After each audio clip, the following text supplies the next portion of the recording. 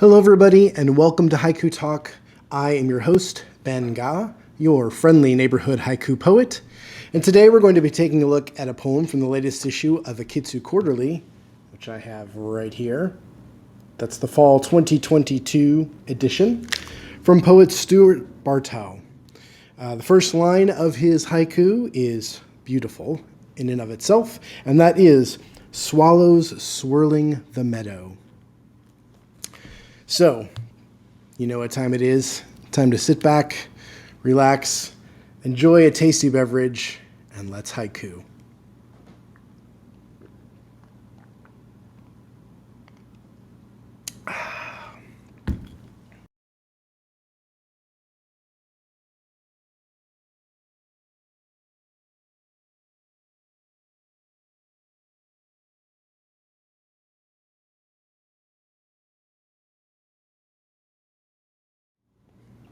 Welcome back, everybody. It's good to be here with you for another episode of Haiku Talk. And today we have a really nice piece by Stuart Bartow, again from the latest issue of Akitsu Quarterly. Beautiful little square book. And the poem goes like this. Swallows swirling the meadow, everything I can't see. Swallows swirling the meadow, everything I can't see. I love poems like this that kind of go into this abstract section, but it's not really abstract. It's a really nice poem, very, very well weighted. The lines are very well constructed. We'll get to those in just a moment. First, just want to say that this follows the fragment and phrase format, with the fragment being a very long first line of swallows swirling the meadow, and the phrase being the very short, everything I can't see. So let's take a look at these line by line and see what's going on. So again, that first line, swallows swirling the meadow. Oof, such a good line. Such a good line. You're put right into a specific place, and we're actually seeing an action take place. Very cool. We haven't had a lot of first lines on the channel so far that do what this is doing. Not only is it putting you in a specific place, giving you something to look at right away, so you're not only pulled into to a scene, but your imagination is engaged completely because you see an action happening. And another thing I want to talk about this line, and as well as the balance and format of all the lines in this poem, is it follows a good meter. So you have swallows swirling the meadow. Now what's nice is it's two syllables, one syllable, two syllables. And the way those stresses work, at least the way that it ends, really is just a very nice, gratifying, long, powerful first line and line break. So you have swallows swirling. They're both kind of upbeats, up, up, up, up. Swallows swirling. They follow a very quick kind of almost fluttering pattern. They dance really well together as dance partners, those two words. Two syllables, and they're filled with S's, and they just kind of bop up and down, swallows swirling. And then you have the strong one syllable of the before you get to that second or the third two-syllable word of meadow. And if you notice, the sound quality and the rhythm of the word meadow is very different than swallows swirling. It's a meadow. It's a long sound in the beginning and an O at the end. So it's a stronger word. It's a grounding word. It actually anchors where the image is. You see the swallows swirling in the air, doing all of their action. And where are they? They're in the meadow, which is the grounding place. Very nice, very nicely constructed. This gets to not only with when you're writing, choosing your words, but also finding a way to the right words. So I use kind of the three S's: simple, succinct, and suggestive. This is using simple language, and it's using succinct language. You're getting the right words, not too many words, and really how you're putting those words together to create a nice image, because the movement of the language itself mimics the actual action you're seeing taking place in front of you. And that's just really like next level stuff. Really good job. And so, yeah, I'm right there. And so while I'm watching the scene, what more do I need? I almost don't need anything else.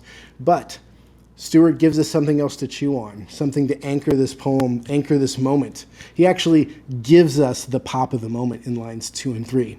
So line 2 is just one 3-syllable word of everything.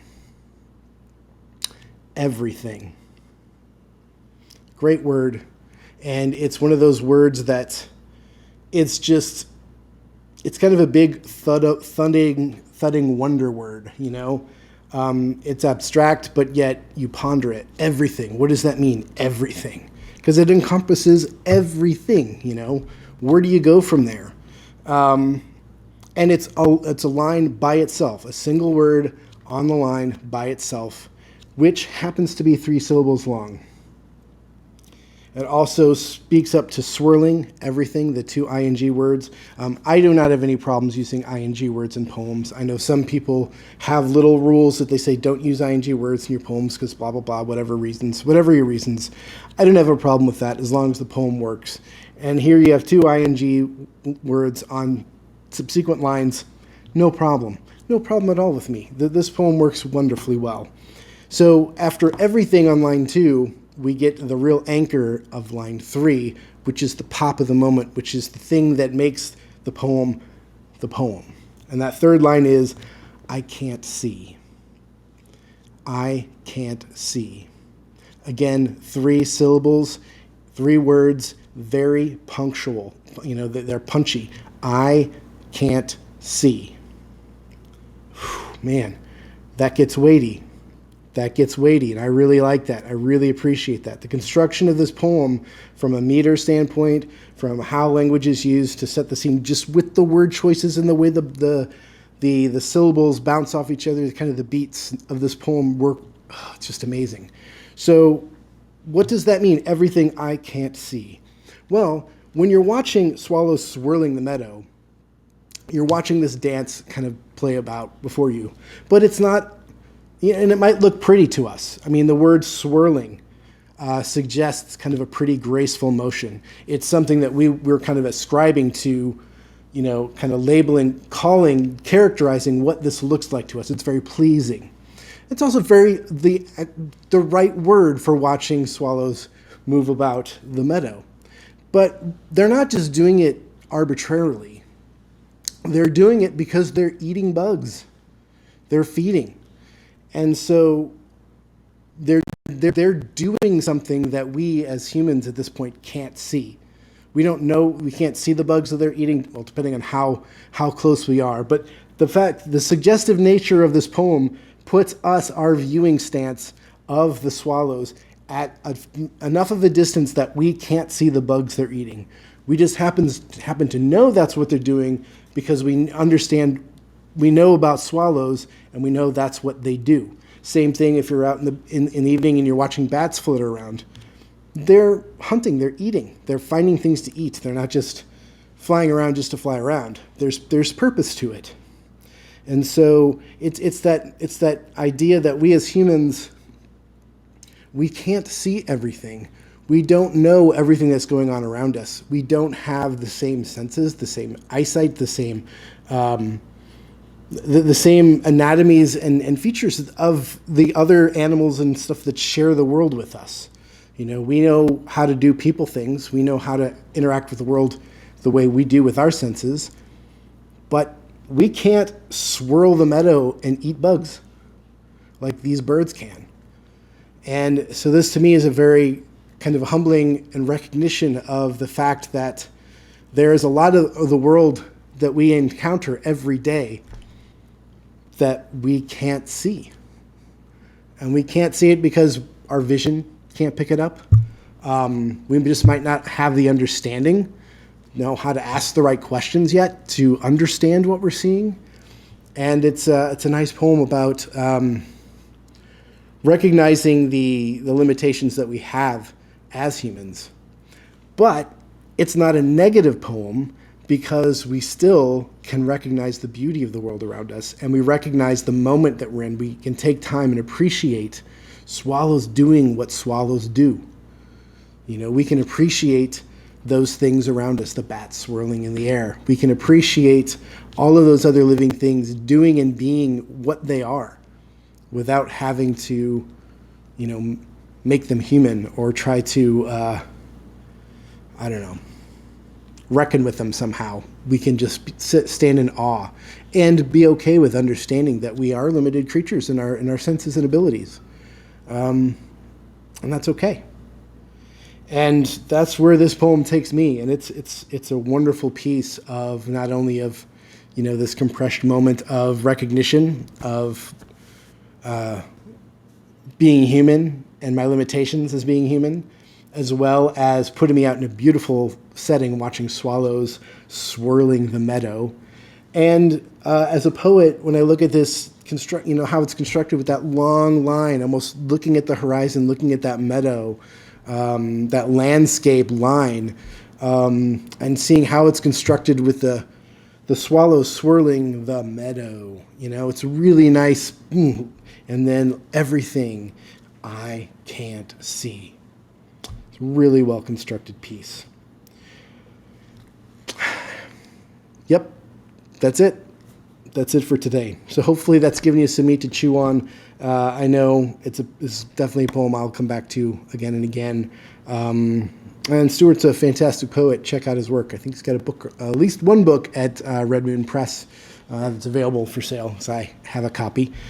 And do check out Akitsu Quarterly if you haven't already. It is a quarterly journal. Well worth your time and your dollars. I know dollars are hard to come by sometimes these days, and what you prioritize to spend your money on. But little books like this are just great. They're nice to have around the house, good to carry in your backpack.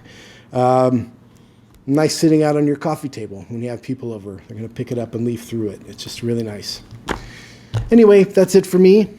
Hope everything's well in your world. Hopefully, if you're in the northern hemisphere, you're starting to experience the fall weather, the cool changing of the leaves, the changing of seasons. If you're in the south, hopefully things are starting to warm up for you and thaw out.